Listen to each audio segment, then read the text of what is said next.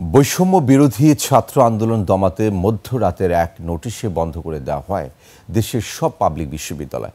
ঠিক সেই সময়ে গণ অভ্যুত্থানের হাল ধরেন বেসরকারি বিশ্ববিদ্যালয়ের শিক্ষার্থীরা।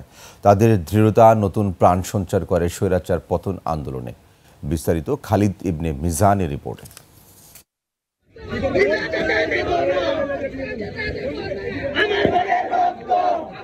17 জুলাই দমনপীড়নে বৈষম্য বিরোধী কোটা আন্দোলন যখন শঙ্কার মুখে, ফিনিক্স পাখির মতো আন্দোলনের মোড় ঘুরিয়ে দেয় বেসরকারি বিশ্ববিদ্যালয়ের শিক্ষার্থীরা।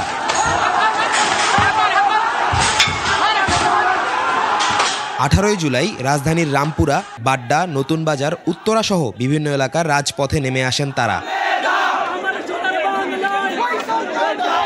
খুনি হাসিনার যেই বিচার বা there is no point to return, আমরা 18 তারিখে ব্রুটালিটিতেই বুঝে গেছি যে এখন আর কোনো কোটা নিয়ে ব্যাপারটা সীমাবদ্ধ না। আমার ভাই কেন মরলো, আমার বিচার চাই। আমরা গ্রাফিটি মুভমেন্ট দিয়ে শুরু হইতো, সকালে এরকম একটা টাইম থাকতো, এরপর সবাই এসে গ্রাফিটি করতো। ওয়াল গ্রাফিটি করা থেকে রাস্তায় গ্রাফিটি করে রাস্তা ব্লকের শুরু হতো।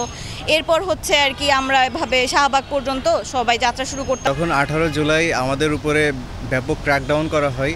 তখন এই বিষয়গুলো প্রাইভেট ইউনিভার্সিটির ভিতরে আরও ছড়িয়ে যায় এবং আমরা আরও সংগঠিত হতে থাকি। মূল সড়ক থেকে গলি, প্রতিটি পদে বাধা, ভয়, আইনশৃঙ্খলা বাহিনী ও ছাত্রলীগের হামলার আতঙ্ক থাকলেও পিছু হটেনি বেসরকারি বিশ্ববিদ্যালয়ের শিক্ষার্থীরা। আমার সাথেই আরেকটা ছেলেকে এইখানে পুলিশের এপিসিজি গাড়িগুলা, ওই যে সাদা ভ্যানগুলা, সেগুলো এসে ওকে একদম উড়ায় দেয়, ও ছিটকায় যায় পরে, এবং ওই এপিসির উপর থেকে পুলিশ শটগান দিয়ে ওর উপর গুলি করে। যখন কারফিউ দিয়ে দেয় তখন আমাদের আন্দোলনকে অনেকটাই চাপানোর চেষ্টা করা হয়েছিল।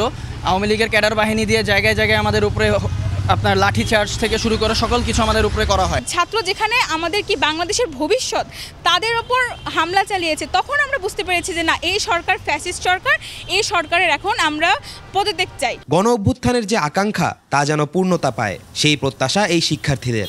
আমাদের বিশ্বাস যে প্রাইভেট ইউনিভার্সিটির শিক্ষার্থীরা যেভাবে আন্দোলনে ফেস হয়েছে, তারাও আগামীর বাংলাদেশ গড়তে আবার সামনে আসবে।